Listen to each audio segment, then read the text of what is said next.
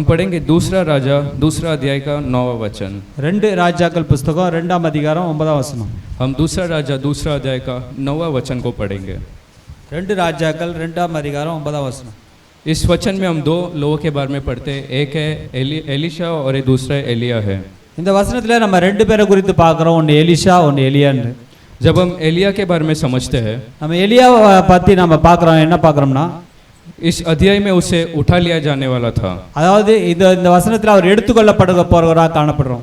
Bible में दो लोगों को परमेश्वर ने बिना मृत्यु का उठा लिया। அதாவது பைபிள்ல ரெண்டு பேர் சாக காணாதபடி அவர்கள் எடுத்துக்கொள்ளப்பட்டார்கள் என்று பார்க்கிறோம்। वो दो लोग कौन है? அவர்கள் ரெண்டு பேர்கள் யாருன்னு பார்த்தா, क्या आप लोग को पता है वो दो लोग कौन है? அது உங்களுக்கு தெரியுமா அது ரெண்டு பேர் யாருன்னு? सबसे पहला जो उठा लिया गया था वो एनोक था। அது முதல்ல எடுத்துக்கொள்ளப்பட்டவர் யாருன்னா ஏனோக்கு। और उसके बाद परमेश्वर ने एलिया को बिना मृत्यु का उठा लिया। அதுக்கு பிறகு இரண்டாவது எடுத்துக்கொள்ளப்பட்டவர் வந்து எலியா। तो ये एक महान बात था, एनोक को परमेश्वर ने उठा लिया और उसका एक गवाही था कि वो परमेश्वर के साथ चलता था। இது பெரிய ஒரு அதிசயமான வார்த்தைனா இவங்க தேவனோடு கூட சஞ்சரித்தவர்கள் என்று பார்க்கிறோம்। इस वचन में हम पढ़ते कि एलिया को परमेश्वर उठाने वाले थे। அதாவது இந்த வசனத்துல நம்ம பார்க்கிறோம் தேவன் இந்த எலியாவை எடுத்துக்கொள்ளப்படுறாருன்னு। लेकिन एलिया उठा लिए जाने के पहले उसने एलिशा से एक प्रश्न को पूछा। அதாவது எலியா எடுத்துக்கொள்ளப்படுறதுக்கு முன்னாடி எலிஷா கிட்ட ஒரு வார்த்தை கேட்டாரு। एलिशा से इसलिए पूछा क्योंकि पहला राजा अगर 19 अध्याय 16 वचन को आप पढ़ेंगे, ஒன்று ராஜாக்கள் 19ஆம் அதிகாரம் அதுல 16ஆம் வசனத்தை படிச்சு பாருங்க। परमेश्वर ने एलिया से कहा, தேவன் அந்த எலியா கூட என்ன சொன்னாருன்னா, कि तू एलिशा को तेरे जगह पर एक नबी के जैसा अभिषेक कर दे। அதாவது உன்னுடைய இடத்துல அந்த எலிஷாவை உன்னுடைய இடத்துல வைன்னு சொல்லினாரு। तो एलिशा को जो है परमेश्वर ने एलिया के जगह पर नबी बनने के लिए चुना था। அதாவது எலிஷாவை எலியாவுடைய இடத்துல ஒரு ஊழியக்காரனாக வைக்க ஆண்டவர் விரும்பினார்। अब जब एलिया का समय आ गया था कि वो उठा लिया जाए, அதாவது எலியா தேவன் எடுத்துக்கொள்ளப்படுகிற அந்த நேரம் வரும்போது, एक आखिरी बार जब वो एलिशा से मिलकर उसको छोड़ने वाला था, அதாவது கடைசி நேரத்துல அவங்கள பார்த்துட்டு போக எடுத்துக்கொள்ளப்படுற அந்த நேரம் வரும்போது, उसने एलिशा से एक प्रश्न को पूछा। எலிஷா இடத்துல ஒன்னு கேட்டாப்ல எலியா। उसने क्या पूछा? என்ன கேட்டாருன்னா, कि मैं क्या करूं तू चाहता है? அதாவது நான் உனக்கு என்ன செய்ய விரும்புகிறேன் என்று கேட்டார்। मैं तेरे लिए क्या कर सकता हूं करके एक प्रश्न को एलिया ने एलिशा से पूछा। எலிஷாவிட்ட கேட்டார், நான் உனக்கு என்ன செய்ய வேண்டும் அப்படின்னு கேட்டார்। आज आपको समझना, अगर एलिया ने एलिशा के बारे में इतना सोचकर अगर पूछा है तो அதாவது நீங்க இப்படி புரிஞ்சுக்கணும், எலியா வந்து எலிஷாவிட்ட இப்படி புரிஞ்சிட்டு கேக்குறாரு அப்படின்னா, कितने लोग विश्वास करते हैं कि हम एक जीवित परमेश्वर की आराधना करते हैं? நீங்கள் எத்தனை பேர் நீங்கள் விசுவாசிக்கிறீங்க நம்மளுடைய ஆண்டவர் ஜீவித்த இயேசுவை நம்ம ஆராதிக்கிறோம்னு சொல்லிட்டு? हम हर एक से वो पूछता है कि आपका क्या जरूरत है। அவர் நம்ம ஒவ்வொருத்தரையும் பார்த்து கேட்கிறார், உங்களுடைய தேவைகள் என்னவென்று। मैं तुम्हारे लिए क्या कर सकता हूं करके वो पूछता है। நான் உங்களுக்காக என்ன செய்ய வேண்டும் என்று அவர் கேட்கிறார்। जबकि आप आराधना में आते तो परमेश्वर आपका उदासी को देखता है। அதாவது ஆராதனைக்கு வரும்போது உங்களுடைய குறைகள் என்ன என்று ஆண்டவருக்கு அறிய விரும்புகிறார்। प्रभु पूछता है कि तू क्यों निराश बैठा है? நீங்கள் ஏன் ரொம்ப துக்கமுகமாக இருக்கிறீர்கள் என்று। इस बीमारी में तो कब तक रहेगा? இந்த வியாதியில நீ எம்மட்டமா இருப்ப அப்படின்னு சொல்லி, मैं तेरे लिए क्या करूं करके परमेश्वर एक प्रश्न को पूछता है। உங்களுக்காக நான் என்ன செய்ய வேண்டும் என்று ஆண்டவர் ஒரு கேள்வி கேட்கிறார்। क्या आप जानते परमेश्वर एलिया से भी महान है? அதாவது நீங்கள் எலியாவை பார்க்கலாம், தேவன் பெரியவர்। एलिया कुछ चीजों को कर सकता है लेकिन सब चीजों को नहीं कर सकता है। எலியா ஒரு சில காரியங்களை செய்ய முடியும், ஆனால் எல்லாரும் செய்ய முடியாது எலியாவினால। लेकिन हमारा परमेश्वर, उसने पृथ्वी और आकाश दोनों बनाया। அவர் வானத்தையும் பூமியையும் படைத்தவர்। स्वर्ग उसका है, पृथ्वी उसका है। அவர் வானமும் சிங்காசனம் அவருடைய கரத்தில் இருக்கிறது। तो वो बिना कोई सीमा का वो मदद कर सकता है। அவர் ஒன்று கேட்காமலே அவருடைய நமக்கு தேவைகளை சந்திக்க முடியும்। जब हम मरकुस 10 का 51 को पढ़ते हैं, मार्क चैप्टर 10 वर्स 51, மார்க் 10ஆம் அதிகாரம் அதுல 51 வசனத்தை படிக்கிறோம்। वहां पर हम क्या पढ़ते हैं? அங்க என்ன பார்க்கறோம்னா, एक बर्तिमेस करके एक अंधा व्यक्ति यीशु मसीह के पास आया। பர்திமே என்ற ஒரு குருடன் அவன் இயேசுவை பார்த்து நோக்கி கூப்பிட்டு இருக்கான்। उसने यीशु को पुकारा। அவன் இயேசுவை நோக்கி கூப்பிட்டான்। उसने कहा कि यीशु करके जब उसने पुकारा, இயேசு என்று கூப்பிட்ட போது, तब यीशु ने उससे क्या पूछा? இயேசு அவனை பார்த்து என்ன கேட்டாருன்னா, उस वचन में हम क्या पढ़ते हैं? यीशु ने क्या पूछा? அந்த வசனத்துல என்ன यीशु ने पूछा कि मैं तेरे लिए क्या करूं?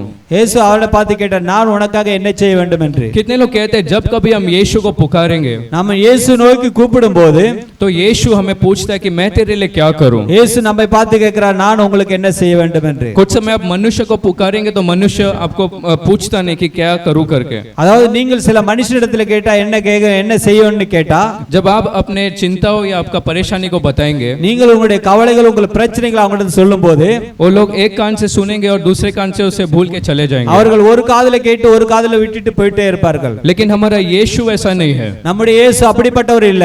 वो दया करने वाला परमेश्वर அவர் है। இரக்கமுள்ள தேவனாய் இருக்கிறார்। वो हमें उस परिस्थिति से बाहर निकालने वाला परमेश्वर நம்ம है। அப்படிப்பட்ட பிரச்சனையிலிருந்து வெளியே கொண்டு வருகிற தேவனா இருக்கிறார். जानते जब उस अंधा व्यक्ति से यीशु ने पूछा मैं आपके लिए क्या करूं, அந்த குருடனை பார்த்து ஆண்டவர் கேட்டார், உனக்கு நான் என்ன செய்ய வேண்டும் என்று. उसने कहा कि मैं देखना चाहता हूं, நான் பார்வையடைய வேண்டுகிறேன் ஆண்டவரே. और यीशु ने उसका दृष्टि को वापस किया அவனுடைய கண்களை திறந்தார் உடனே. और वो अंधा व्यक्ति अब अंधा नहीं रहा। அவன் கண்களிலிருந்து குணமாக வெளியே வந்தான் பார்க்கிறோம். इस शाम के समय भी जब आप परमेश्वर को पुकारते हैं, நீங்கள் இந்த மாலை நேரத்தில் ஆண்டவரை நோக்கி கூப்பிடும்போது यीशु आपसे पूछ रहे कि मैं तेरे लिए क्या करूं। ஆண்டவர் உங்களை பார்த்து கேட்கிறார், இன்னைக்கு நான் உங்களுக்கு என்ன செய்ய வேண்டும் என்று. कुछ समय हम पुकारते तो यीशु हमसे पूछता है, நம்ம ஆண்டவரை நோக்கி கூப்பிடும்போது ஆண்டவர் நம்மளை பார்த்து கேட்கிறார். लेकिन कभी कभी परमेश्वर खुद हमसे पूछता है, जब हम बुलाते भी नहीं है तब भी परमेश्वर हमसे पूछता है। நம்ம கூப்பிடாம இருந்தாலும் ஆண்டவர் நம்மளை பார்த்து கேட்கிறார் என்ன வேண்டும் என்று சொல்லி. जब यूहन्ना 5वां अध्याय 6वां वचन में हम पढ़ते हैं, யோவானா 5ஆம் அதிகாரம் அதுல 6ஆம் வசனத்தை பார்க்கிறோம். यूहन्ना 5:6 में जब हम पढ़ते हैं, அதுல யோவான் 5ஆம் அதிகாரம் 6ஆம் வசனம். उस बेथेस्दा उस तालाब के पास एक व्यक्ति था। பெதஸ்தா குளத்தின் அருகே ஒரு முடவன் இருந்தார் என்று பார்க்கிறோம். वो व्यक्ति कितने वर्ष से बीमार था? அந்த முடவன் எத்தனை வருஷமாய் அங்க இருந்தார் என்று பார்க்கிறோம். कितना वर्ष बीमार था वो? எத்தனை வருஷம் வியாதிப்பட்டிருந்தார் என்று பார்க்கிறோம். हम पढ़ते 38 वर्ष से वहां पर वो बीमार था। 38 வருடமாய் அவன் வியாதியில் இருந்தான் என்று பார்க்கிறோம். कितने लोगों से उसने पूछा होगा? அவன் எத்தனை பேர்கிட்ட கேட்டிருக்கலாம். कितना डॉक्टर को शायद वो मिला होगा? அவன் எத்தனை டாக்டர்களை சந்திச்சிருக்கலாம். अब 1 नहीं 10 नहीं 20 30 38 वर्ष हो गया। அவன் ஒரு வருஷம் இல்ல 2 வருஷம் இல்ல 20 வருஷம் இல்ல 38 வருடமாய் வியாதிப்பட்டவனாய் இருந்தார். वो किसी से कुछ अपेक्षा भी नहीं कर पाया। அவன் யாரிடத்திலும் ஒரு ஆசை வச்சு விருப்பமாய் கேட்கவும் இல்ல. उसने सोचा कोई उसे उसके उस बीमारी से छुड़ा नहीं सकता है। அவன் யாராவது இந்த வியாதியிலிருந்து நம்மளை விடுதலை ஆக்குவாங்களான்னு கூட நினைச்சிருந்தான். लेकिन 5:6 में हम क्या पढ़ते हैं? அது யோவான் 5:6 என்ன பார்க்கறோம்னா, जब एक दिन यीशु वहां से गुजरे, இயேசு அந்த இடத்து பக்கமாய் வந்தார். यीशु उसके बारे में समझ गए। இயேசு அவனை பார்த்து புரிந்து கொண்டார். किसी ने यीशु को बताया नहीं, யாரு இயேசுவை பத்தி இயேசுட்ட சொல்லவே இல்ல. वहां पर उस व्यक्ति ने भी पुकारा नहीं, அவனும் அந்த இயேசுவை நோக்கி கூப்பிடவும் இல்ல. लेकिन उस वचन में पढ़ते यीशु उसके बारे में समझ गए। இயேசு அந்த வசனத்தில் நம்ம படிக்கிறோம், இயேசு அவனுடைய நிலைமை அறிந்தார் என்று பார்க்கிறோம். इस शाम के समय आपका परिस्थिति वो 38 साल से बीमार व्यक्ति जैसा हो सकता है। அந்த 38 வருடமாய் வியாதிப்பட்டவனை போல உங்களுடைய பிரச்சனைகள் இன்று காணப்படலாம். आपका परिवार का तकलीफ, உங்களுடைய குடும்ப பிரச்சனைகள், आपका शारीरिक समस्या, உன்னுடைய சரீரத்தில் இருக்கிற பிரச்சனைகள். आप सोचते हैं इसको मैं किसी से भी बता नहीं सकता हूँ, நான் இந்த இதை பத்தி நான் யார்கிட்டயுமே சொல்ல முடியாத ஒரு சூழ்நிலைகள். अभी इतना साल हो गया, मुझे कौन निकाल सकता है इस परिस्थिति से बाहर? இந்த இத்தனை வருடங்கள் ஆயிட்டு இந்த பிரச்சனையிலிருந்து யார் என்னை வெளியே கொண்டு வர முடியும்? इस आराधना में विश्वास करो कि प्रभु आपको देख रहे हैं। இந்த ஆராதனையில தேவன் உங்களை விசுவாசத்தை பார்த்து கொண்டிருக்கிறார். प्रभु आपको समझने वाला परमेश्वर है। ஆண்டவர் உங்களை புரிந்து கொள்ளுகிற தேவனாய் இருக்கிறார். जब बाकी लोग आपको बाहर तरीके से देखते हैं, அதாவது மற்றவர்கள் உங்கள் உலக பிரகாரமாக உங்களை பார்க்கலாம். आप अच्छे से बाल बनाकर आते हैं, அதாவது நீங்கள் நல்ல தலை சீவி வந்திருக்கும் போது, अच्छा सा पाउडर लगा के आ जाते हैं, நல்ல பவுடர் எல்லாம் பூசி கொண்டு வரும்போது लोग देखेंगे तो सोचेंगे आप में कोई भी परेशानी नहीं है। சில பேர்கள் பாப்பாங்க இவங்களுக்கு எந்த ஒரு பிரச்சனையுமே இல்லை என்று சொல்லி. लेकिन जब यीशु आपको देखते तो वैसा नहीं देखते हैं। இயேசு பார்க்கும்போது அந்த விதமாய் அவர்கள் பார்க்கவில்லை. जैसे उस 38 साल से वो बीमार व्यक्ति को यीशु ने देखकर समझा, எப்படி அவன் 38 வருஷமாய் வியாதிப்பட்டவன் இருந்த இயேசுவை எப்படி பார்த்தாரோ, कितने लोग विश्वास करते परमेश्वर मुझे समझने वाला परमेश्वर है? எத்தனை பேர் விசுவாசிக்கிறீங்க தேவன் என்னை புரிந்து கொள்ள வல்லவராய் இருக்கிறார் என்று? आपका क्या जरूरत है परमेश्वर जानता है। உங்களுடைய தேவைகள் என்னவென்று அவர் அறிந்திருக்கிறார். आपका तकलीफ क्या है परमेश्वर जानता है। உங்களுடைய பிரச்சனைகள் என்ன என்று இயேசு அறிந்திருக்கிறார். इस सुबह प्रभु आपसे पूछता है कि मैं तेरे लिए क्या करूं? அதனால தான் ஆண்டவர் உங்களை பார்த்து கேட்கிறார், நான் உங்களுக்கு என்ன செய்ய வேண்டும் என்று. वो पूछता है कि तू क्यों ऐसा चिंता कर रहा है? நீ ஏன் கவலைப்பட்டு கொண்டிருக்கிறீர்கள்? तू दुखी क्यों है? நீங்கள் ஏன் துக்கமுகமாய் இருக்கிறீர்கள்? क्या तू तेरे बीमारी से बाहर आना चाहता है? நீ உன்னுடைய வியாதியிலிருந்து வெளியே வர விரும்புகிறாயா? क्या तेरे जीवन में एक अद्भुत को तू देखना चाहता உன்னுடைய है? வாழ்க்கையில் அற்புதங்களை அதிசயங்களை காண விரும்புகிறாயா? इतने सारे दिन तेरा गुजर गया, இத்தனை நாட்கள் கடந்து போய்விட்டன, नुकसान के पीछे नुकसान तूने देखा है, எல்லா நஷ்டத்துக்கு மேல நஷ்டங்கள் கடந்து போயின, जो कुछ तूने सोचा वैसा कुछ भी नहीं हुआ। நீ நினைத்த பிரகாரம் ஒன்றுமே நடக்கவில்லை என்று. क्या तू चाहता है कि अभी तेरे लिए जीवन में कुछ हो जाए? நீ விரும்புகிறாயா என்னுடைய வாழ்க்கையில் ஒரு அதிசயம் நடக்கும் என்று? कितने लोग विश्वास करते प्रभु 2021 में कुछ भी नहीं हुआ तो भी, எத்தனை பேர்கள் விசுவாசிக்க 2021 ஒண்ணுமே நடக்கவில்லை என்றாலும், लेकिन 2022 को तू मेरे लिए आशीष का साल बना रहा है, इसलिए ஆண்டவரே धन्यवाद। 2022 ஒரு ஆசீர்வாதமான ஒரு வருஷமாய் என்னை மாற்றும் என்று.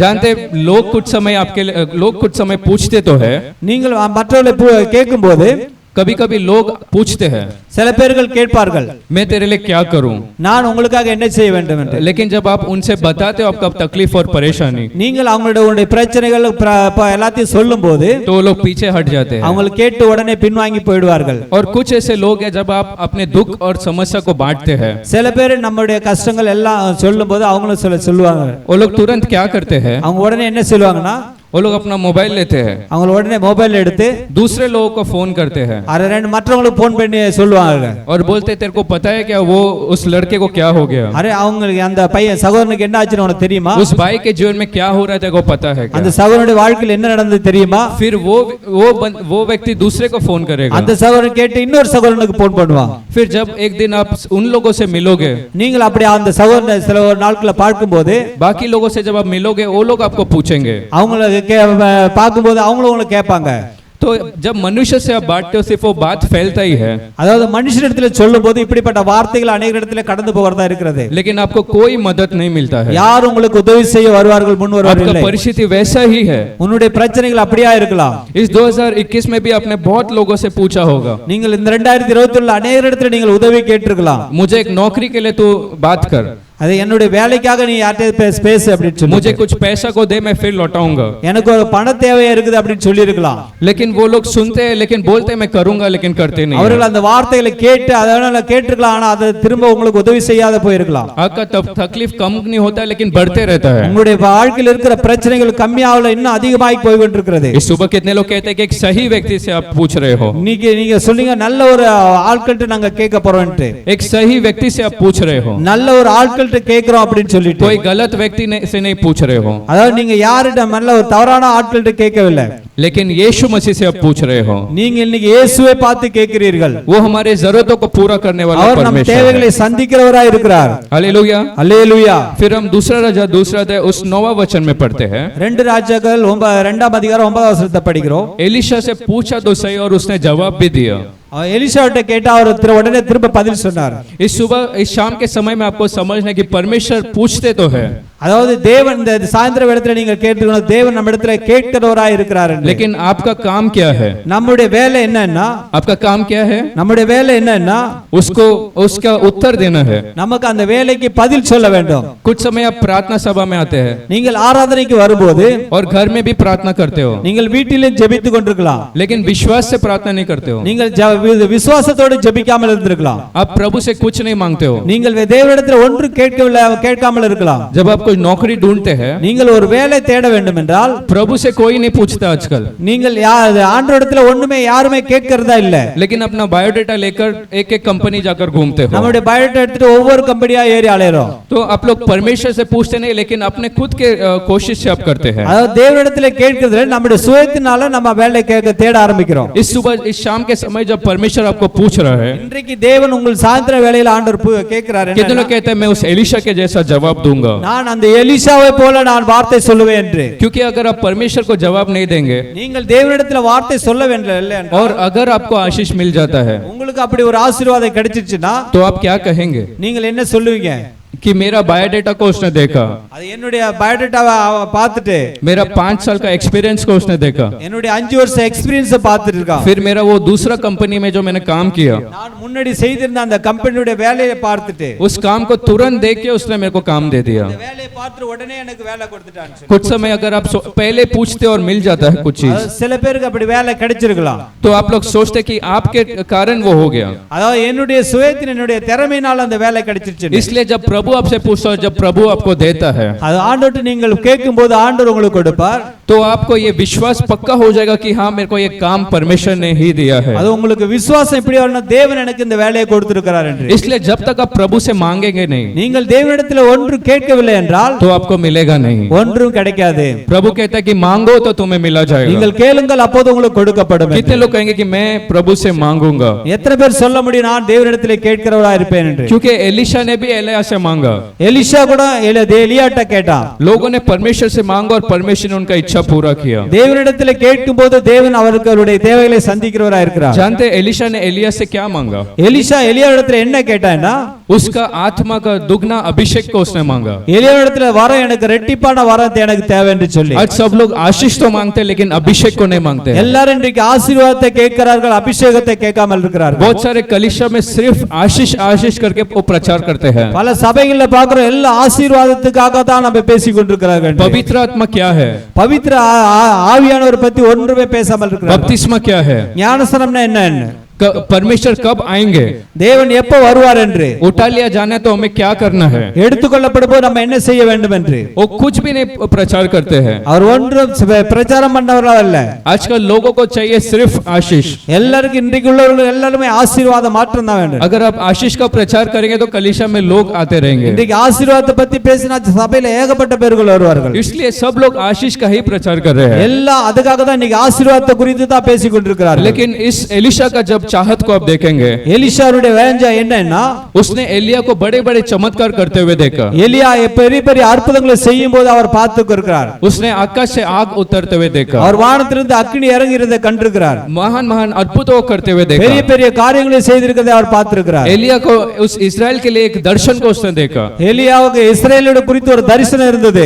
जब उसने देखा என்ன பார்த்தார்னா, तो उसने सोचा कि एलिया से भी ज्यादा मैं कुछ करना चाहता हूँ। அவன் எலிசா நினைச்சாப்ல எலியாவை பார்க்க நான் அதிகமான காரியங்களை செய்ய விரும்புகிறேன் என்று சொல்லி. एलिया अद्भुत अद्भुत काम करता था, எலியா பெரிய பெரிய காரியங்களை செய்திருந்தாலும் लेकिन वो उस एजेबेल से लेकर डरता था। எசபேல குறித்து அவன் பயந்து போனவனாய் இருந்தான். शत्रु से वो डर के भाग के छुपने वाला व्यक्ति था। விரோதிகளை கண்டு பயந்து ஒளியறவனாய் இருந்தார் என்று एक बार तो उसने प्रभु से कहा कि तू मेरा जान ले ले, ஆண்டவர்ட்ட பார்த்து சொன்னா, ஆண்டவரே என் ஜீவனை எடுத்து விடு என்று சொல்லி. अभी मेरे से हो नहीं पाएगा। என்னால ஒன்றும் செய்ய முடியாது என்று சொல்லி. लेकिन जब हम एलिशा को बारे में पढ़ते हैं, எலிஷாவை குறித்து நம்ம பார்க்கிறோம்னா, वो सोचा एलिया के अभिषेक मेरे लिए कम है। அதாவது எலியாவின் அபிஷேகம் எனக்காக குறை. एलिया का अभिषेक मिलेगा तो शायद मैं भी थोड़ा डर के जीने वाला व्यक्ति रहूंगा। அதாவது எலியாவுடைய அபிஷேகம் கிடைச்சதுனா நான் கொஞ்சம் பயந்து நடக்கணும்னா கூட இருப்பேன். शत्रु से देख के पीछे हटने वाला एक व्यक्ति रहूंगा। சத்துருக்களை கண்டு நான் பின்வாங்கி போறவனா கூட இருப்பேன். इसलिए उसके अंदर एक जोश था அதாவது ஒரு வாஞ்சை இருந்துச்சு என்னன்னா, कि मुझे एक दुगना अभिषेक चाहिए। எனக்கு 2 மடங்கு அபிஷேகம் வேண்டும் என்று சொல்லி. अगर शत्रु को हराना है, அதாவது சத்துருவை ஜெயிக்க வேண்டும் என்றால், अगर इस्राएल को छुड़ाना है, அதாவது இஸ்ரவேல் ஜனங்களை விடுவிக்க வேண்டும் என்றால், तो मुझे एक दुगना आशीष चाहिए। எனக்கு 2 விதமான ஆசீர்வாதம் வேண்டும் என்று कितने சொல்லி. लोग कहेंगे प्रभु मुझे दुगना अभिषेक से तो भर। ஆண்டவரே எனக்கு ரெட்டிப்பான ஆசீர்வாதத்தால நிரப்பும் என்று சொல்லி 2022 में कलीसिया में मैं और लोगों को लेके आऊंगा करके कहा। 2022 अनेक ஜனங்களை கூட்டி வரும்படியாய், नाश होने वाले व्यक्ति को मैं सुसमाचार को बांटूंगा। அதாவது துக்கத்தில் இருக்கிற வியாதியில் இருக்கிறவங்களை சுவிசேஷம் சொல்லத்தக்கவர்களாய், बीमारियों से प्रभु के बारे में कहूंगा, வியாதியில் உள்ளவர்களை இயேசுவை பற்றி சொல்லத்தக்கவர்களாய், उनको यीशु के नाम से मैं चंगाई दूंगा। இயேசுவின் நாமத்தில் அவர்களுக்கு அற்புதங்களை செய்யக்கூடியவர்களாய், यीशु का आगमन जल्द है। அதாவது ஆண்டவர் உயிர்ப்பிக்கிறவராய் இருக்கிறார். मैं यीशु के राज्य में कुछ लोगों को लेकर आऊंगा। பரலோக ராஜ்யத்தில் சில பேரை நான் கூட்டி கொண்டு வருவேன் என்று சொல்லி. इसलिए कहो कि प्रभु मुझे एक दुगना अभिषेक से आज भर दे। இன்றைக்கு ஆண்டவரே எனக்கு ரெட்டிப்பான ஆசீர்வாதத்தை தாங்க என்று சொல்லி मुंह खोलकर कहो कि प्रभु मुझे एक दुगना अभिषेक से भर। வாய்களை திறந்து கேளுங்க, ஆண்டவரே எனக்கு ரெட்டிப்பான ஆசீர்வாதத்தை தாங்க என்று சொல்லி. सब कहो कि प्रभु मुझे एक दुगना अभिषेक से तू भर दे। ஆண்டவரே ரெட்டிப்பான அபிஷேகத்தில் என்ன நிரப்புங்க என்று சொல்லி. क्योंकि आप मांगोगे तो प्रभु जरूर देगा। ஆண்டவர் சொல்றார், நீங்கள் கேளுங்கள் அப்போது உங்களுக்கு கொடுக்கப்படும் என்று. और दूसरी बात, उसने वो दुगना अभिषेक क्यों पूछा? அவன் ரெட்டிப்பான ஆசீர்வாதம் ஏன் கேட்டான்னா, जानते पुराने नियम में एक जो बच्चे लोग रहते हैं उनमें पिता उस बड़े बच्चे के लिए 2 भाग का आशीष देता है। பழைய ஏற்பாட்டு காலத்துல பார்த்தா அதாவது ஒரு தகப்பன் தன் பிள்ளைக்கு 2 விதமான ஆசீர்வாதங்களை தருவான்னு பார்க்கிறோம். एलिशा ने एलिया को सिर्फ एक नबी जैसा नहीं देखा, लेकिन उसका पिता जैसा उसने देखा। எலிஷா எலியாவை பார்த்து ஒரு தேவ மனிதன் என்று பார்க்கலாம், ஒரு தகப்பன் என்று பார்த்தான். इसलिए दूसरा जब 2:12 में जब एलिया को उठा लिया जा रहा था, அதாவது 2 ராஜ்யங்கள் 2ஆம் அதிகாரம் 12ஆம் வசனத்துல பார்க்கிறோம். जब एलिया ऊपर जा रहा था, எலியா மேல போகும்போது तब एलिशा ने क्या चिल्लाया? எலியா என்ன விட்டுட்டு போனார்னா, एलिशा ने क्या चिल्लाया எலிஷா என்ன கத்துனார் அப்படின்னா, कि मेरा पिता पिता करके उसने कहा। தகப்பனே தகப்பனே என்று கூப்பிட்டான். अगर एलिशा एलिया को एक पिता जैसा समझ के दुगना अभिषेक को मांग पाया, அதாவது எலிஷா தான் எலியாவை ஒரு தகப்பன் என்று சொல்லி அவன் கேட்கும்போது, तो वो विश्वास किया कि उसे मिलेगा। அது விசுவாசத்துல கிடைக்கும் என்று कितने சொன்னார். लोग कहते हैं कि हमारा स्वर्गीय पिता एलिया से भी बढ़कर है। நம்முடைய பரலோகத்தின் தேவன் எலியாவை பார்க்கலும் பெரியவர். हमारे पास भी एक पिता है, நம்மிடத்தில் ஒரு தகப்பன் உண்டு, वो स्वर्गीय पिता है। அவர் பரலோகத்தின் தேவன். शायद अगर आप पृथ्वी के पिता से पूछेंगे, அவர் இந்த உலக தகப்பனிடத்தில் நீங்கள் கேட்டால் वो कहेगा कि तेरे को मैंने मुश्किल से बड़ा किया है, நான் உன்னை ஒரு ரொம்ப கஷ்டப்பட்டு உன்னை பெரியவன் तू ஆக்கினேன், मेरे से क्यों मांग रहा है? நீ என்னிடத்தில் ஏன் கேட்கிற? लेकिन जब आप स्वर्गीय पिता से मांगेंगे, நீங்கள் பரலோகத்தில் தேவனிடத்தில் கேட்கும்போது इस सुबह आप कह सकते कि पिता, ஆண்டவரே என்று நாங்கள் கூப்பிடும்போது जैसे एलिशा ने एलिया को पिता कह के बुलाया, எலிஷா எப்படி எலியாவை பார்த்து தகப்பனே என்று கூப்பிட்டது போல हम हर एक प्रार्थना में पूछ सकते कि पिता मुझे दे। அந்த ஒவ்வொரு பிரார்த்தனையிலும் நம்ம ஆண்டவர்கிட்ட கேட்க முடியும், ஆண்டவரே எனக்கு கொடுங்க என்று. जब प्रभु को पिता जैसे देखकर आप मांगेंगे, நம்ம ஆண்டவரை பார்த்து அப்பா என்று நம்ம சொல்லும்போது तो प्रभु आपके लिए उतरेगा, அவர் நமக்காக பெரிய அற்புதங்களை प्रभु செய்வார். आपकी जरूरतों को पूरा करने के लिए அவர் तैयार நம்முடைய रहेगा। தேவைகளை எல்லாம் சந்திக்கிறவராய் இருக்கிறார். और वैसे एक दिन अक्सा अपने पिता कालेब के पास पहुंची। அக்ஷா தன் காலேபினிடத்துல போய் கேட்டா, हम यहोशू 15 अध्याय का 19 वचन में पढ़ते हैं। யோசுவா 15 அதிகாரம் 19 வசனம். उस कालेब ने उस अक्सा के लिए एक भूमि को दिया, அது காலேப் அக்ஷாவுக்கு ஒரு இடத்தை கொடுத்திருந்தான். लेकिन उसमें कोई पानी का सोता नहीं था, அது ஒரு வனாந்தரமான ஒரு இடம் என்று பார்க்கிறோம். उसमें कोई पानी या सोता नहीं था। அந்த இடத்துல ஒன்று விளையக்கூடியதா இல்லை என்று பார்க்கிறோம். तो उसने जाकर उस पिता से क्या मांगा? அந்த அக்ஷா போயிட்டு தகப்படத்துல என்ன கேக்குறான்னா, तूने मुझे जगह तो दिया। நீங்க எனக்கு ஒரு இடத்தை उस கொடுத்திருந்தாய். वचन को पढ़ेंगे, यहोशू 15 अध्याय 19 वचन। उसने पिता से पूछा कि मुझे तूने भूमि दिया, लेकिन एक सोता या पानी वाला एक जगह को तू मुझे दे। அவள போயிட்டு கேட்டா, நீ எங்களுக்கு ஒரு இடத்தை கொடுத்த, ஆனா இது வறட்சியான இடம் என்று பார்க்கிறோம். तो उसका पिता ने क्या किया? அந்த தகப்பன் என்ன செஞ்சான்னா, उसने उसको ऊपर का भी दिया और नीचे का भी सोता वाला भूमि को दिया। மேலோட்ட நீரோட்டையும் கீழோட்ட இடத்தை கொடுத்தார் என்று अगर एक பார்க்கிறோம். पिता अपनी बेटी के लिए इतना कर पाया, ஒரு தகப்பன் தன் மகளுக்காக இப்படி செய்ய முடியும் என்றால், कितने लोग कहते हैं जब आप प्रभु से पुकारेंगे, நீங்கள் தேவனிடத்தில் கேட்கும்போது, इस शाम के समय विश्वास कर, जब प्रभु आपके पिता से पूछेंगे, நீங்கள் இந்த சாயந்திர வேளையில் தேவனை நோக்கி கூப்பிடும்போது விசுவாசத்தோட, वो आपको दुगना आशीषों को दे सकता है, ஒரு இரட்டிப்பான ஆசீர்வாதங்களை உங்களுக்கு கொடுக்க முடியும். दुगना चीजों को वो दे सकता ஒரு है। இரட்டிப்பான ஆசீர்வாதங்களை உங்களுக்கு தர முடியும். इसलिए आपको उस अक्सा की तरह पूछना है, இன்றைக்கு அந்த அக்சாவை போல நம்ம கேட்க வேண்டும். प्रभु एक दुगना अभिषेक, ஆண்டவரே எனக்கு ஒரு இரட்டிப்பான அபிஷேகம், एक दुगना वरदान को दे। ஆண்டவரே இரட்டிப்பான வரங்கள் தாங்க என்று சொல்லி, प्रभु जो मेरा नुकसान है उसके बदले में दुगना तू दे। ஆண்டவரே எனக்கு நடந்த அந்த லுக்ஸான்ல இருந்து இரட்டிப்பான நன்மைகளை தாங்க என்று और சொல்லி, विश्वास करो कि प्रभु आपको देगा। அது விசுவாசிங்க, தேவன் உங்களுக்கு தருவார் என்று. क्या आप लोग विश्वास करते हैं कि आप परमेश्वर के बच्चे हैं? நீங்கள் விசுவாசிக்கிறீங்களா நாம் தேவனுடைய பிள்ளைகள் என்று? कि आपको मालूम है प्रभु आपके पिता है? அது உங்களுக்கு தெரியுமா, தகப்பன் உங்களுக்கு, ஆண்டவர் உங்களுக்கு தகப்பனா இருக்கிறார் என்று? क्योंकि गलातियों 4 का 5 और 6 कहता है। கலாத்தியர் 4:6ல பார்க்கிறோம். गलातिया 4 अध्याय का 5 और 6 वचन। கலாத்தியர் 4:5-6ல பார்க்கிறோம். परमेश्वर ने हमें गोद लिया है, அவர் நம்மளை தத்தெடுத்திருக்கிறார். अभी हम परमेश्वर को पिता करके बुला सकते நம்ம हैं, தகப்பன் என்று கூப்பிடலாம் என்று. हम उसके बच्चे हैं। நாம் அவருடைய பிள்ளைகளா இருக்கிறோம். तो जब कभी भी हम उपस्थिति में आते हैं, நாம் அவருடைய சமூகத்துல வரும்போது ऐसा प्रार्थना करने का, उसी को पिता करके बुलाओ, அவருடைய சமூகத்துல வந்து தகப்பனே என்று நம்ம அவரிடத்துல கூப்பிடணும். क्योंकि उसने गोद लिया हमें। ஏன் அவர் நம்மை தத்தெடுத்திருக்கிறார்? तो अभी हम अनाथ जैसे नहीं है, நம்முடைய அநாத பிள்ளைகளை போல அல்ல. हम मांगेंगे तो हमारे पास एक पिता है जो जरूरतों को पूरा करता है। நம்முடைய தகப்பன் நம்முடைய ஜरूरத்துகளை எப்படி தேவைகளை சந்திக்கிறது போல, वचन में लिखा, अगर आप पिता से मांगोगे, நீங்கள் தகப்பனிடத்துல கேட்கும்போது, अगर आप रोटी को मांगोगे तो वो पत्थर नहीं देगा, ரொட்டியை கேட்கும்போது அவர் கல்ல கொடுக்குமாறு என்று பார்க்கிறோம். अगर मछली को मांगोगे तो वो सांप नहीं देगा। அவர் மீன் கேட்கும்போது அவர் பாம்பை கொடுக்குமாறு என்று பார்க்கிறோம். तो अगर पृथ्वी का पिता इतना अच्छा है, तो இந்த உலக பிரகமான தகப்பன் இப்படி தன் பிள்ளைகளை குறித்து ஒரு நினைவு வைத்திருக்கும் போது, अगर आप प्रभु से मांगेंगे, क्या प्रभु आपको नहीं देगा? நீங்கள் தேவனிடத்துல கேட்கும்போது அப்படி அவர் கொடுக்காத இருப்பாரா என்ன? और प्रभु चाहता है कि आपको दे। அவர் கொடுப்பார், உங்களுக்கு விசுவாசிங்களுக்கு அவர் தேவன் கொடுப்பார் என்று. एक व्यक्ति एल्काना के बारे में हम वचन में पढ़ते हैं। எல்கனாவை குறித்து நம்ம பார்க்கிறோம். जब हम उस पहला शमूएल में पढ़ते हैं, 1 சாமுவேல் குறித்து பார்க்கிறோம். पहला अध्याय 5वां वचन में हम 1 पढ़ते हैं, சாமுவேல் 1 அதிகாரம் 5 வசனம். एल्काना के कितने पत्नी थे? எல்கனாவுக்கு எத்தனை மனைவிகள் இருந்தார்கள்? 2 पत्नी थे, एक पेनिना और दूसरा हन्ना। ரெண்டு மனைவிகள், ஒன்னு பெலினாள் ஒன்னு அன்னாள் என்று சொல்லி. लेकिन जब कभी वो मिलने के लिए आता था, எப்பெல்லாம் அவங்க சந்திக்கும் போது வரும்போது, वो उस हन्ना के लिए 2 भाग का वो मांस का वो देता था। அவன் अन्नाளுக்காக 2 பங்கு தருவனா இருந்தான்னு பார்க்கிறோம். उसमें लिखा है कारण भी क्यों वो ऐसा करता है। ஏன் அப்படின்னு கொடுக்கறான்னு பார்த்தால், उस पहला शमूएल पहला अध्याय 5वां वचन में क्यों वो देता है?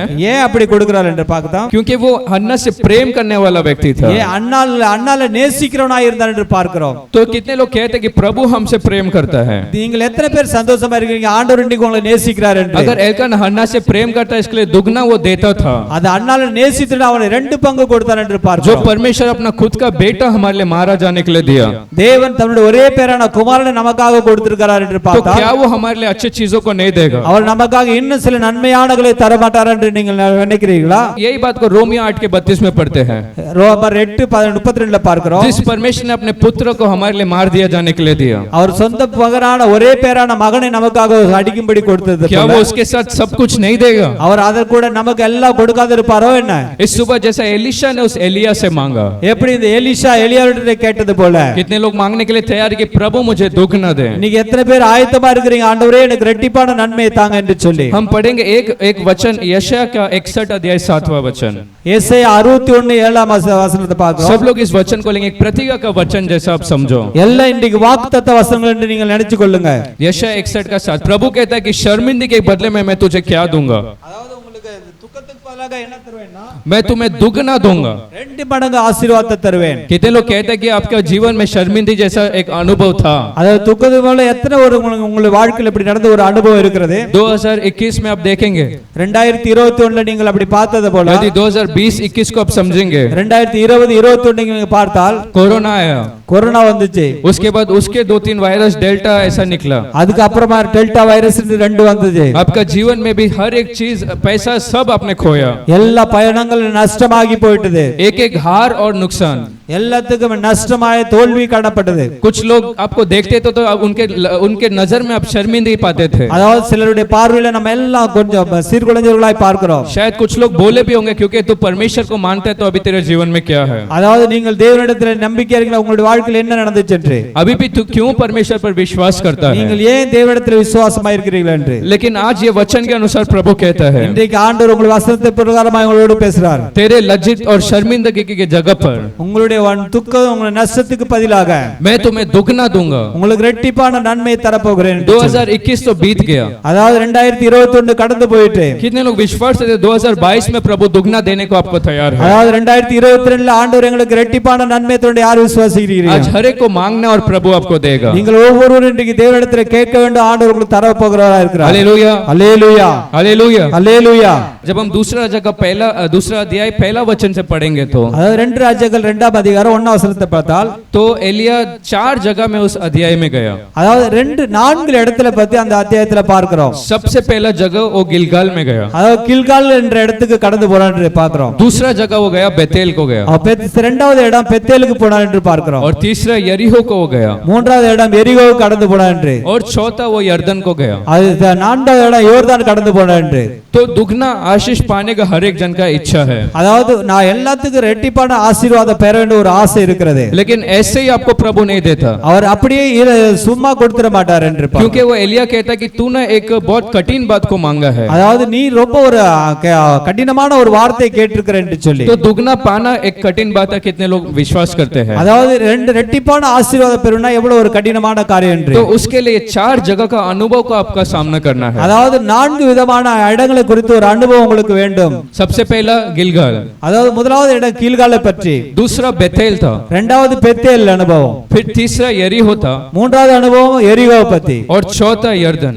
நாலாவது இடம் எரிகோ என்று யோர்தான் என்று பார்க்கிறோம். इन 4 जगहों के बारे में आज हम पढ़कर फिर आराधना करके लौटेंगे. இன்றைக்கு இந்த 4 விதமான இடங்களை குறித்து பார்த்து நம்ம ஆராதனை செய்யலாம். हम यहोशू 5वां अध्याय दूसरा वचन में जब पढ़े थे, யோசுவா 5ஆம் அதிகாரம் 2ஆம் வசனத்தை படிக்கிறோம். जब वो लोग उस गिलगाल में आए थे, அந்த கீழ்காலுக்கு வரும்போது प्रभु ने कहा कि तुम सब लोगों को खतना करो. அதாவது எல்லார்ட்டையும் சொல்லுங்க நீ விருத்த சேதனம் பண்ண வேண்டும். मिस्र से सब लोग जो आए थे, இஸ்ரவேல் எகிப்திலிருந்து வந்த அவர்கள் எல்லாருக்கும் वो लोग कुड़कुड़ाए थे उस मरुभूमि में. அவங்க எல்லாம் முறுமுறுத்தார்கள் என்று பார்க்கிறோம். तो मरुभूमि में जो लोग मिस्र से लौटे थे वो सब लोग नाश हो गए. அவர்கள் வனாந்திரத்திலே முறுமுறுத்தார்கள் வந்தார்கள் எல்லாரும் நாசமாயிட்டார்கள் என்று பார்க்கிறோம். लेकिन मरुभूमि में जो लोग नए नए जन्मे थे, அதாவது யாரெல்லாம் அந்த வனாந்திரத்திலே புதிதாக பிறந்தார்களோ अब उन लोगों ने खतना नहीं किया था. அவங்க விருத்த சேதனம் இல்லாதவர்களாக இருந்ததை பார்க்கிறோம். और वचन के अनुसार उस उत्पत्ति 17 अध्याय का 10 वचन में அது ஆதியாகமம் 17ஆம் வசனம் उत्पत्ति का 17 अध्याय 10 वचन।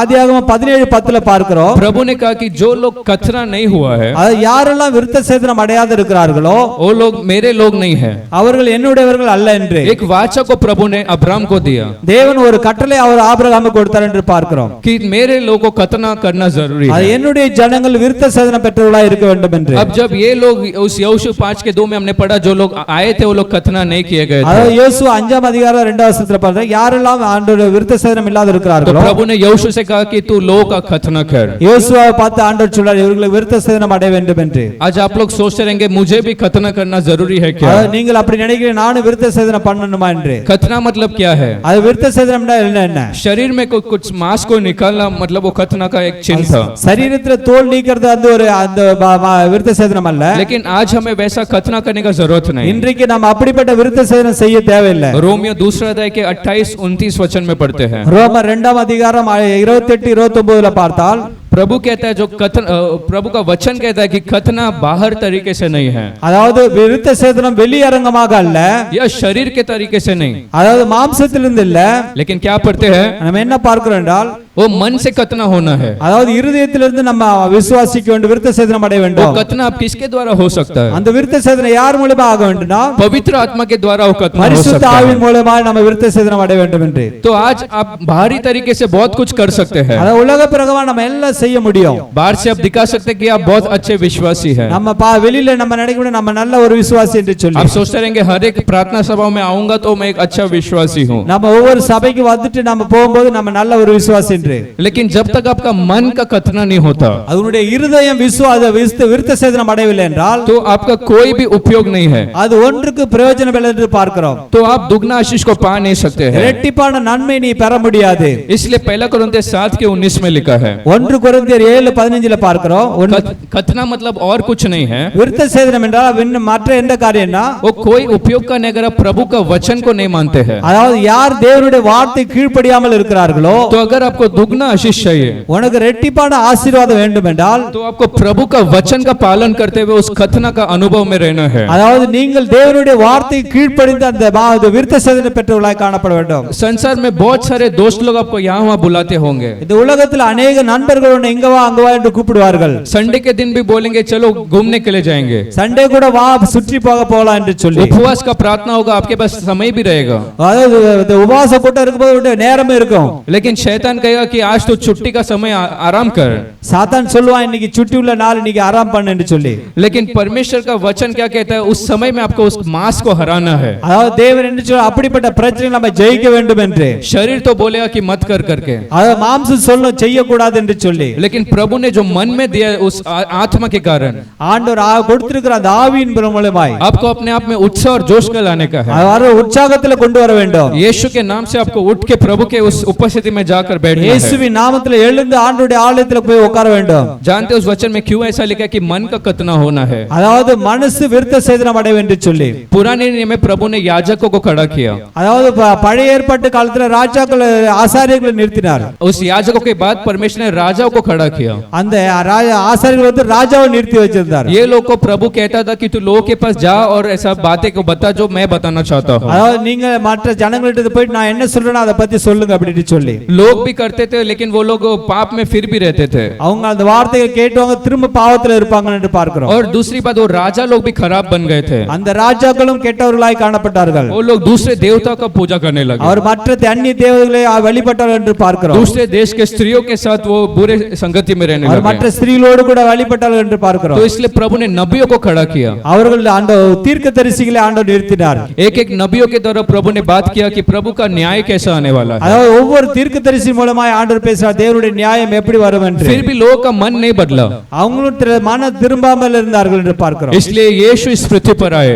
அதனால தான் இயேசு கிறிஸ்து இந்த உலகத்துல வந்தார். यीशु ने क्रूस में अपने जान को दिया தேவன் தன்னுடைய ஜீவனை இந்த சிலுவையில் அறையும்படியாய் और ஒப்புக்கொடுத்தார். पवित्र आत्मा को हर एक के मन में दे दिया। பரிசுத்த ஆவியை ஒவ்வொருடைய வரமா ஒவ்வொருவருக்கும் கொடுத்தார் என்று பார்க்கிறோம். इसलिए आज कोई राजा या याजक नहीं बोलता है, அதாவது ராஜாக்கள் ஆசிரியர் யாரும் சொல்ல முடியல. पवित्र आत्मा क्योंकि आपके मन में है। பரிசுத்த ஆவியானவர் உங்களுடைய இருதயத்தில் இருக்கிறார். जब कभी आप गलत करने को कोशिश करते हैं நீங்கள் சில தவறான காரியங்களை செய்யும்போது तो पवित्र आत्मा आपको बताता है कि आपको ये नहीं करना है. பரிசுத்த ஆவியானவர் உங்கள்ட்ட சொல்வார் இதை செய்யக்கூடாது என்று जब சொல்லி. आप गलत सोच विचार या योजना बनाते हैं நீங்கள் தவறான சிந்தனைகள் அப்படி செய்யும்போது पवित्र आत्मा आपको चेतावनी देगा कि इसे ऐसा मत कर. பரிசுத்த ஆவியானவர் சொல்வார் நீங்கள் இப்படி செய்யக்கூடாது என்று तो சொல்லி. इसलिए पवित्र आत्मा के द्वारा आपको कतना होना जरूरी है. அதாவது பரிசுத்த ஆவியினால நம்ம விருத்த சேதனம் அடைய வேண்டும். और एक बात गलातियों 6 अध्याय 15 वचन में हम पढ़ते हैं கலாத்தியர் 6:15 பார்க்கிறோம். खतना का कोई मतलब नहीं लेकिन आपको एक नया सृष्टि जैसा बनना है. அதாவது விருத்த சேதனம் நம்ம ஒரு புது சிருஷ்டியா ஆக வேண்டும் என்று वचन में हम पढ़ते बपतिस्मा के द्वारा हम एक नया सृष्टि बन जाते हैं. அதாவது வசனத்தின் மூலம் பார்க்கிறோம் ஞானஸ்நானம் மூலமாய் ஒரு புது சிருஷ்டியாய் காணப்படுறோம் என்று. बपतिस्मा में क्या होता है ஞானஸ்நானம் என்றால் என்ன? कि आपका पुराना जो व्यक्ति है वो पानी में दफनाया जाता है. பழைய மனுஷன் அந்த தண்ணீரிலே முங்கி சாக போகிறான் என்று एक பார்க்கிறோம். नया सृष्टि जैसा आप उठ के यीशु के लिए प्रकाशित होते புது हैं சிருஷ்டியாக எழுந்திருக்கிறார் என்று பார்க்கிறோம். और एक नया सृष्टि आप बन जाते. पुराना चीजें बीत जाता है और सब कुछ नया हो जाता है. அந்த பழைய மனுஷனுடைய வாழ்க்கையோட எல்லாம் முடிந்து போது எல்லாம் ஒரு புது மனுஷனுடைய வாழ்க்கை உருவாக்கப்பட்டது. जैसा यीशु मसीह मरा और तीसरे दिन जीवित हुआ எப்படி இயேசு கிறிஸ்து மரித்து மூன்றாம் நாள்ல உயிர்த்தெழுந்தது போல हम भी बपतिस्मा में जीकर एक नया सृष्टि बन जाते हैं. ஞானஸ்நானம் மூலமாய் நாமளும் மரித்து உயிர்த்தெழுதலாய் காணப்படுகிறோம். तो आज आपको अपने आप से पूछना है இன்றைக்கு நம்மை நாமளே அறிந்து கேட்க வேண்டியது என்னவென்றால் क्या आपका मन का कतना सच्ची में हुआ है அதாவது உங்களுடைய இருதயம் விருத்த சேதனம் அடைஞ்சிருதா என்று. या आप पुराने जैसे ही जीते हैं. அதாவது பழைய வாழ்க்கையை போல வாழ்ந்து கொண்டிருக்கிறியா? आज भी बहुत सारे विश्वासी लोग क्या करते हैं இன்றைக்கு சில விசுவாசிகள் என்ன செய்து கொண்டிருக்கிறார்கள்னா वो लोग कलीसिया में भी आते हैं அதாவது சபைக்கு வருகிறார்கள், यीशु को ग्रहण किए அதாவது இயேசுவை ஏற்றுக்கொண்டவர்கள். लेकिन उनके घर में अगर आप जाएंगे அவங்க வீட்டுக்கு கடந்து போனால் एक छोटा कोई कोना में मूर्ति रहेगा அதாவது சில ஒரு மூலையில ஒரு சிலை இருக்கும். या कुछ चित्र को वो लोग बनाए रखते அது हैं ஒரு சில வேலைகளை செஞ்சு வச்சிருப்பார்கள். या पुराने उस सृष्टि या पुराने उस जीवन का कुछ चीजों को वो लोग बनाए रखते हैं. அதாவது பழைய வாழ்க்கையில செஞ்சு இருந்தது ஒண்ணு ஏதாவது இருக்கும். तो वो लोग क्या नया एक सृष्टि है क्या அவங்க ஒரு புது சிருஷ்டி என்று அழைக்கப்படுவார்களா? वो लोग बोलते हैं एक नाम के लिए मैं इसको मानता नहीं हूं लेकिन ऐसा ही है वो रखा हो करके. நான் அத நினைக்கிறதுல ஆனாலும் அத வச்சிட்டு இருக்கிறேன் அப்படி சொல்வார்கள். लेकिन आज वचन के अनुसार एक नया सृष्टि बोले तो அதாவது நம்ம வசனத்தின் பிரகாரம் ஒரு புது சிருஷ்டி என்று அழைக்கப்பட்டால் तो हमें पुराने चीजों को पूरे तरीके से छोड़ना है. பழைய வாழ்க்கையினுடைய எல்லாவற்றையும் விட்டு விட வேண்டும். प्रभु का वचन कहता है ஆண்டவருடைய வசனம் என்ன சொல்லுகிறது என்றால் कि नया सृष्टि मतलब मन का कतना होना जरूरी है. அதாவது புது சிருஷ்டியினுடைய மனித விருத்த சேதனம் என்னன்னா फिर गिलगाल मतलब क्या है கில்கால் என்ன? उस दूसरा उस यहोशू 5 में हम पढ़ते हैं யோசுவா 5ஆம் அதிகாரத்துல பார்க்கிறோம். उसमें एक वचन ऐसा है गिलगाल मैंने तेरे निंदा को हटा दिया है. கில்கால் என்றால் உன்னுடைய நிந்தையை நான் எடுத்து போட்டு விட்டேன் என்று. कितने लोग विश्वास करते हैं गिलगाल में परमेश्वर तुम्हारे निंदा को निकालता है. கில்கால்ல உன்னுடைய நிந்தையை தேவன் எடுத்து போட்டு விட்டார் என்று. जब आपका मन का कथना हो जाता है அவருடைய மனம் விருத்த சேதனம் அடையும் போது एक नया सृष्टि जब आप बन जाते हैं உன்னுடைய புது சிருஷ்டி என்று அழைக்கப்படும் போது तो आपके निंदा और सबको परमेश्वर निकालते हैं. உன்னுடைய நிந்தைகளை ஆண்டவர் எடுத்து போடுகிறவராய் இருக்கிறார். यदि आप 2021 को देखें நீங்கள் 2021 நீங்க பார்த்தபோது हर एक जगह में आपका निंदा था. ஒவ்வொரு இடத்திலும் உங்களுடைய கஷ்டங்கள் சூழ்நிலைகள் एक गुलामी जैसा जिंदगी ஒரு था. அடிமைப்பட்ட வாழ்க்கை வாழ்ந்து கொண்டிருந்தோம். लेकिन प्रभु का वचन कहता है தேவனுடைய வசனம் எப்படி சொல்லுகிறது என்றால் जैसे वो लोग गिलगाल में कतना होने के बाद அதாவது அந்த கீழ்காலில் எப்படி விருத்த சேதனம் அடைந்த பிறகு प्रभु ने कहा कि मैंने तेरे निंदा को निकाल दिया. நான் உன்னுடைய பிரச்சனைகளை எடுத்து போட்டு விட்டேன். आज प्रभु हर एक के जीवन से निंदा अपमानों को निकालता है. இன்றைக்கு நம்முடைய வாழ்க்கையில் இருக்கிற எல்லா நிந்தைகளையும் தேவன் புரட்டி போட்டு விட்டார். हालेलुया. அல்லேலூயா. अब हम दूसरा जगह को पढ़ेंगे जिसका नाम था बेथेल. இரண்டாவது இடத்தை குறித்து பார்க்கிறோம், பெத்தேலை குறித்து பார்க்கிறோம். पहला जगह क्या था முதலாவது இடம் என்னன்னா पहला जगह क्या था முதலாவது இடம் என்னன்னா पहला जगह गिलगाल था. முதலாவது இடம் கீழ்கால். अब दूसरा जगह हम पढ़ेंगे बेथेल. இரண்டாவது இடத்தை பெத்தேலை குறித்து நம்ம பார்க்கிறோம். उत्पत्ति 12 के 8 में हम पढ़ते हैं. ஆதியாகமம் 12:8ல பார்க்கிறோம். उस अध्याय में हम पढ़ते हैं कि अब्राम उस बेथेल में आया.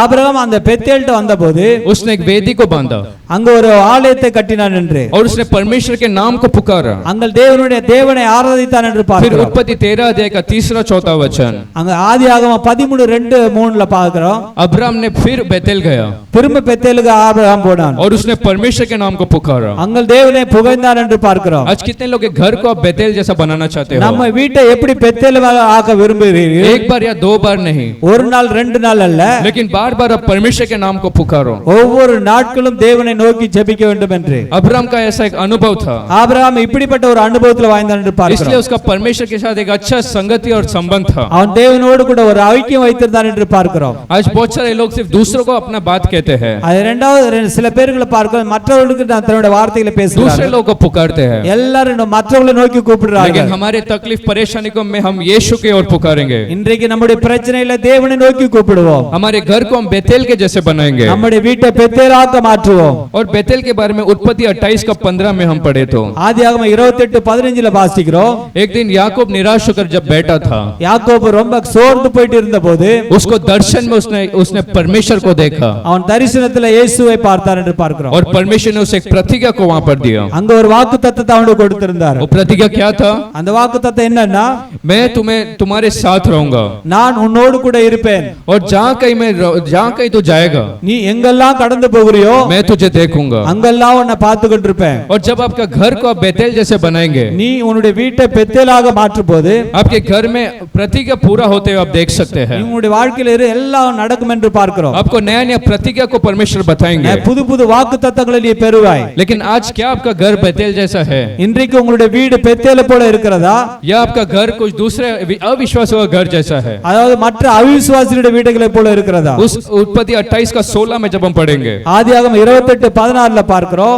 याकूब समझ पाया कि उस जगह पर परमेश्वर का उपस्थिति था। அவன் யாக்கோபு எப்படி நினைச்சா அந்த இடத்துல தேவனுடைய ஆசீர்வாதம் இருக்கிறது என்று। आज क्या आपके घर में आप परमेश्वर के उस उपस्थिति को महसूस कर सकते हो? தேவனுடைய அந்த ஒரு நிற அபிஷேகம் அங்க இருக்கிறது என்று நீங்கள் விசுவாசிக்கிறீர்களா? या आपके घर में आप शैतान के उन कामों को आप देख सकते हो? உங்க பிசாசுடைய கிரியைகளை நீங்கள் பார்க்கிறீர்களா? जब आप घर में जाओ तो निराशापन, அது உங்க வீட்ல போனா ரொம்ப பிரச்சனைகள் சோர்வுகள்। बच्चे लोग को देखेंगे तो वो लोग भी लड़ाई करते रहेंगे।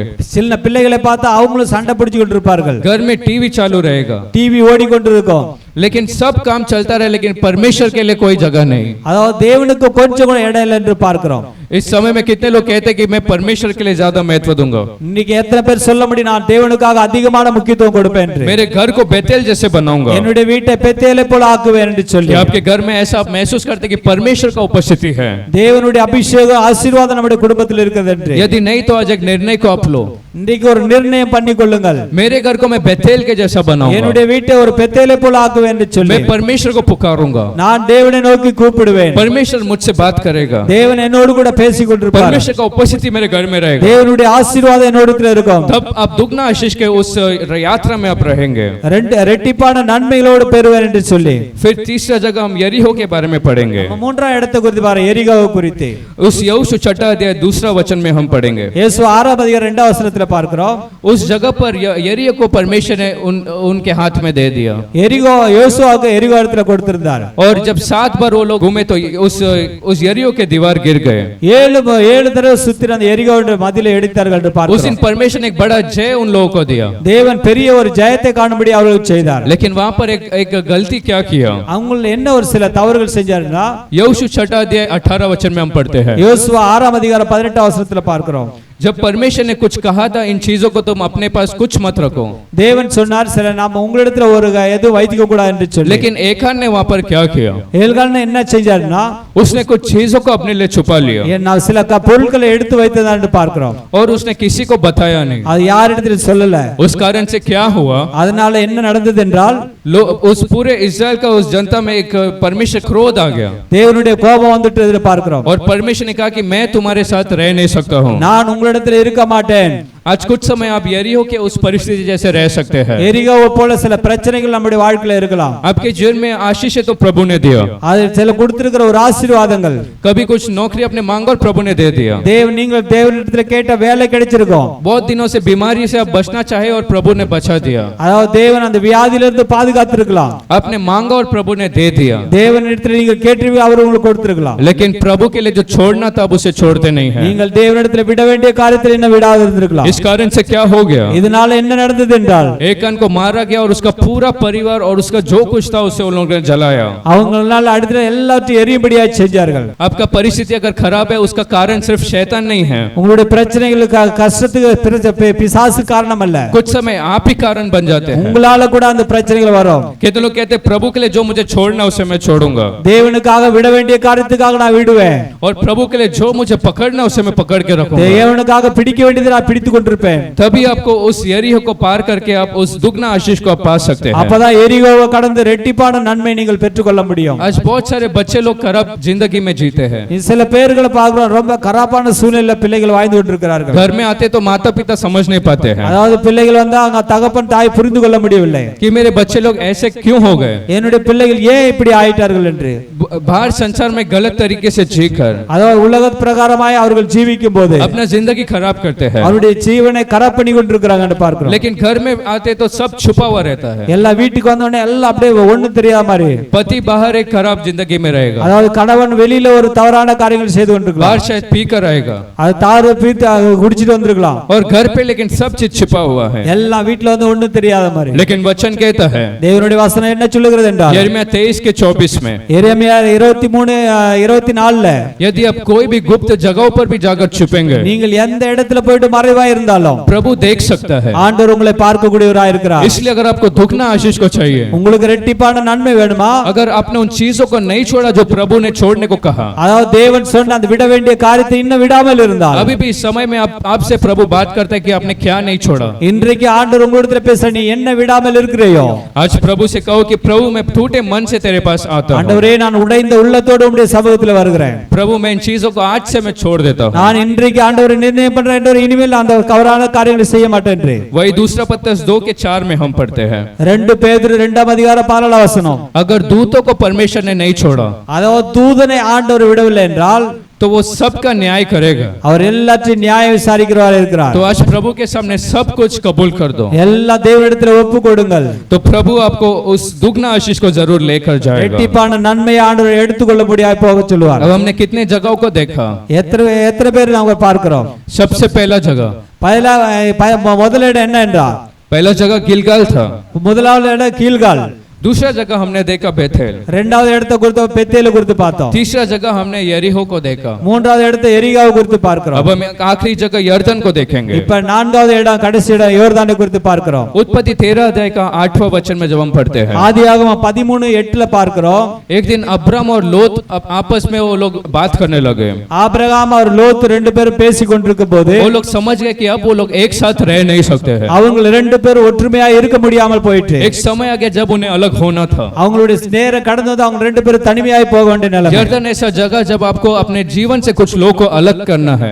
யோர்தான் இடம் சில ஜீவனோட ஆவிக்குரிய வாழ்க்கையில ஒரு தனிமைப்பட்ட வாழ்க்கையா இருக்கணும். जो लोग आपको आत्मिक जीवन से पीछे करते हैं, அதாவது உலக வாழ்க்கையிலிருந்து பின்வாங்க முடியாத இடம். जो लोग पाप के जीवन में आपको उत्साहित करते हैं, அதாவது பாவத்திலிருந்து ரொம்ப உற்சாகப்படுத்தக்கூடியது. जो लोग अविश्वास को आपके जीवन में बढ़ते हैं, அதாவது அவிசுவாசத்துடைய வாழ்க்கையில வளரக்கூடியது. जो लोग हमेशा आपको निराश करते हैं। சில பேர் ரொம்ப உங்களை நிராश பண்ணிட்டு இருக்கிறவங்க போது आज जैसे उस लोत और अब्राम यर्दन में अलग हुए, அப்படி யோர்தான் அல்ல லோத்தும் ஆபிரகாம் தனிமையாய் ஆனார்கள். वैसे आपको कुछ लोग को आपके जीवन से अलग करना है। அப்படியே சில பேர் உங்களுடைய ஜீவன் ஆவிக்குரிய வாழ்க்கையிலிருந்து சில பிரிக்க பார்ப்பார்கள். एलिशा से भी जब कभी वो दूसरा जगह पे गया, எலிஷா வேற இடத்துக்கு போகும்போது उस दूसरा दिन में जब एलिशा गिलगाल उस बेतेल यरीहो से सब जा रहा था, அவங்க எலிஷா கில்கால் பெத்தேல் எரிகோ யோர்தான்ல வரும்போது दूसरे नबियों ने कहा कि क्या तुझे पता है कि एलिया को आज उठा लिया जाना है। அதாவது இன்றைக்கு எலியாவை எடுத்துக்கொள்ள போறோம்னு தெரியுமா அப்படின்ட்டு. तो एलिशा ने उन लोगों से क्या कहा, எலிஷா அவங்க மத்தவங்கள பார்த்து என்ன சொல்றானா, हाँ मैं जानता हूँ तुम लोग क्या रहो, அதாவது எனக்கு எல்லாம் தெரியும் நீங்க தேதா இருக்குன்னு, तुम लोग चुप रहो करके उसने நீங்கள் कहा। ஒன்று பேசாமல் இருங்கள் என்று तो சொல்லி. आज आपके जीवन में जो कोई आपको लोग नीचा करना चाहते हैं, அதாவது யாரெல்லாம் உங்களை பார்த்து கீழே தள்ள வேண்டும் जो நினைக்கிறார்களோ, लोग अविश्वास से आपको भरते हैं, அவிசுவாசத்துல உங்களை நினைக்கிறார்களோ, आज आपको उन लोगों को प्रभु कहता है कि उन्हें हटाओ। அவங்கள பார்த்து சொல்லணும் நீங்க அவங்களிடத்துல எடுத்து பின்னாடி வாங்க பண்ணிட்டு. और यर्दन जो है आपके जीवन का उस परिस्थिति से बाहर निकलने को कहता है। யோர்தான் என்றால் அந்த உங்களுடைய பிரச்சனையிலிருந்து வெளியே கொண்டு வரதுக்கு ஒரு அர்த்தம் என்று பார்க்கிறோம். आज उस यर्दन को जब उन्होंने पार किया, அந்த யோர்தானிலிருந்து நம்ம வெளியே வரும்போது परमेश्वर ने कहा कि वाचा का संदूक को लेकर जाओ। தேவனுடைய வாக்குத்தத்தங்களை உடன்படிக்கை எடுத்துக்கொண்டு போகணும். उस वाचा का संदूक को देखते हुए आपको यर्दन को पार करना है। தேவனுடைய உடன்படிக்கை நினைச்சு நம்ம வெளியே வர வேண்டும். आज कितने लोग कहते हैं मेरे परिस्थिति पर मैं जय को पाऊंगा, என்னுடைய பிரச்சனையில நான் ஜெயம் பெறுவேன் என்று சொல்லி, लेकिन परमेश्वर को अपने साथ रखो। தேவனை நம்ம பக்கமா வைத்துக் கொள்ள வேண்டும். जब परमेश्वर का उपस्थिति आपके साथ रहेगा, தேவனுடைய ஆசீர்வாதம் அவங்களோட கூட இருக்கும்போது तो ही आप यर्दन को पार कर सकते हैं, அப்பதான் யோர்தானை நம்ம கடந்து போக முடியும். तभी आप मृत्यु पर जय पा सकते हैं। அவத மரணத்தை ஜெயிக்க முடியும். इसलिए आज परमेश्वर परमेश्वर को हमें धन्यवाद देना है। ஆண்டவருக்கு நன்றி சொல்லணும். ஆண்டவரே உமக்கு நன்றி என்று जब சொல்லி ऐसा 4 अनुभव से आप गुजरेंगे நீங்கள் அப்படி 4 விதமான அனுபவங்களை நம்ம அப்படி வாழும்போது तो परमेश्वर आपको दुगना आशीष देगा। அப்பதான் தேவன் உங்களுக்கு இரட்டிப்பான நன்மை தருவார். हालेलुया। அல்லேலூயா. एक आखिरी वचन को हम पढ़कर परमेश्वर को धन्यवाद करेंगे। கடைசி வசனத்தை படிச்சு நம்ம ஆண்டவருக்கு நன்றி சொல்லுவோம். दूसरा अध्याय का 10वां वचन। இரண்டாம் அதிகாரம் 10ஆம் வசனம். एलिया ने एलिशा से कहा, எலியா எலிஷாவை பார்த்து கேக்குறா, अगर तुझे दुगना आशीष देखना है நான் உனக்கு இரட்டிப்பான நன்மை தரணும்னா तो जब मुझे उठा लिया जाएगा என்னை எப்ப எடுத்துக்கொள்ள போகுதோ तब तुझे मेरे को देखना நீ होगा। அப்ப என்ன பார்த்துக்கிட்டு இருக்கணும். हालेलुया। அல்லேலூயா. अगर आप भी चाहते हैं कि आप दुगना आशीष को देखना चाहते நீங்கள் हैं அப்படி இரட்டிப்பான ஆசீர்வாதம் பெற விரும்புகிறீர்களா? तो आपको परमेश्वर की ओर अपने दृष्टि को बनाए रखना है। ஆண்டவரோடு கூட நம்முடைய கண்கள் நோக்கமாக இருக்க வேண்டும். उस वचन में हम पढ़ते कि आग का रथ और घोड़ा वहां से आया, ஒரு ஆடத்தினுடைய ரதங்கள் கடந்து வந்தது என்று பார்க்கிறோம். लेकिन उसका नजर उधर नहीं गया। அங்க அந்த கண்கள் அவர் அந்த பக்கமா போகல. एलिशा का दृष्टि सिर्फ एलिया के ऊपर था। எலிஷாவுடைய இது வந்து அவன் மேலே நோக்கமாக இருந்துச்சு. जब तक एलिया पूरे तरीके से उसका दृष्टि से नहीं निकला அவன் ஒரு பார்வை அவர் நோக்கி பார்த்துட்டு விலகாமல் तब तक இருக்கும்போது एलिशा उसको देखता रहा। அவன் எப்ப எலிஷா பார்த்துட்டே இருந்தான். आज कितने लोग कहेंगे, இன்னைக்கு எத்தனை பேர் சொல்ல முடியும்? आपके संसार में चारों ओर बहुत सारे परिस्थिति होंगे, இந்த உலகத்துல பல பிரச்சனைகள் நடந்துட்டு இருக்கலாம். एक बीमारी जाएगा दूसरा आएगा, ஒரு வியாதி போல மற்ற வியாதி வரலாம். कोरोना जाएगा तो अभी ओमिक्रॉन जैसा आ गया है, கொரோனா போயிடுச்சு, இப்ப ஓமைக்ரான் வந்துட்டு फिर वो जाएगा क्या आएगा पता नहीं, அது ஓமைக்ரான் போனா வேற என்ன வரும்னு தெரியாது. कल क्या होएगा करके किसको नहीं पता, நாளைக்கு என்ன நடக்கும் என்று நமக்கு தெரியாது. लेकिन ऐसा समय में परमेश्वर बोलता है அப்படிப்பட்ட நேரத்தில் ஆண்டவர் என்ன சொல்லுகிறார்? तुम परिस्थितियों को मत देखो, நீ உலக பிரச்சனைகளை நோக்கி பார்க்காத. यदि आपको दुगना आशीष चाहिए, உனக்கு ஆசீர்வாதம் வேண்டும் वो என்றால், दुगना उस वरदानों को आपको चाहिए, ரெண்டு விதமான வரங்கள் வேண்டும் என்றால், दुगना अभिषेक चाहिए तो ரெட்டிப்பான அபிஷேகம் வேண்டும்னா तुम्हारा दृष्टि मेरी ओर रहना அது चाहिए, உன்னுடைய பார்வை என்னை நோக்கி மாத்திரம் இருக்க வேண்டும். तकलीफ परेशानियों पर नहीं। உன்னுடைய பிரச்சனைகள் மத்தியில் இல்ல. हम सब खड़े होकर प्रभु को धन्यवाद करें, எல்லாரும் எழுந்திருந்து நம்ம தேவனை நன்றி சொல்லுவோம். कहो कि प्रभु मेरा दृष्टि सिर्फ तेरी ओर रहे, ஆண்டவரே என்னுடைய பார்வை உம்மை நோக்கி மாத்திரம் இருக்க வேண்டும் என்று. पर्वतों की ओर देखूंगा, ஆண்டவரே உம்மை நோக்கி மாத்திரம் பார்ப்பேன். मैं ஆண்டவரே पर्वतों की ओर देखूंगा, உம்மை நோக்கி மாத்திரம் பார்ப்பேன். ஆண்டவரே मेरा मदद सिर्फ तेरी ओर से आता है। ஆண்டவரே எனக்கு ஒத்தாசை வருகிற மறை ஒருவரை நோக்கி பார்க்கிறேன் என்று பார்க்கிறோம். आज कितने लोग कहेंगे प्रभु एक सच्चे मन से तेरी आराधना करना ஆண்டவரே चाहता हूं, முழு இருதயத்தோடு உம்மை நான் ஆராதிக்க விரும்புகிறேன். ஆண்டவரே एक मन का कथना करके मैं जीना चाहता ஆண்டவரே हूं, என் இருதய விருத்த சேதன படைந்தவர்களாய் நான் காணப்பட मेरा வேண்டும். इच्छा नहीं लेकिन तेरा इच्छा पूरी हो। ஆண்டவரே எங்களுடைய இஷ்டத்தில் அல்ல உங்களுடைய இஷ்டத்தின் பிரகாரமாய் प्रभु ஆண்டவரே. मेरे जीवन से तूने निंदा को हटाया इसलिए धन्यवाद। ஆண்டவரே உம்முடைய வித்தியாசங்களுடைய நிந்தைகளை மாற்றி போட்டு அதற்காக ஸ்தோத்திரம். मुंह ஆண்டவரே खोलकर कहो कि प्रभु निंदा को निकाला इसलिए धन्यवाद। ஆண்டவரே எங்களுடைய நிந்தைகளை எடுத்து போடுவதற்காக நன்றி என்று சொல்லுவோம். ஆண்டவரே जैसे अब 2022 में जा रहे हैं, ஆண்டவரே எப்படி 2022 நீங்கள் பிரவேசிக்கும் போது एक बार क्या प्रभु से धन्यवाद नहीं कहेंगे? ஆண்டவரே நீங்கள் தேவனிடத்தில் நன்றி சொல்ல மாட்டீர்களா? प्रभु गिलगाल वाले अनुभव के लिए ஆண்டவரே धन्यवाद, எங்களுக்கு கில்காலுடைய அனுபவத்தை போல ஆண்டவரே मेरी निंदाओं को तूने हटाया इसलिए धन्यवाद, என்னுடைய நிந்தைகளை அகற்றி போட்டு அதற்காக ஸ்தோத்திரம். ஆண்டவரே शत्रु के सामने मुझे झुकने को नहीं दिया इसलिए धन्यवाद, ஆண்டவரே சத்துருக்கள் முன்பாக வெட்கப்படாதபடி செய்தீர் அதற்காக நன்றி. दूसरे ஆண்டவரே लोगों के सामने नजर झुकने के लिए नहीं दिया इसलिए ஆண்டவரே धन्यवाद। மற்றவர்கள் மத்தியில் நாங்கள் வெட்கப்படாதபடி செய்தீர் அதற்காக நன்றி. ஆண்டவரே प्रभु बेतेल जैसे मेरे घर को तू बना,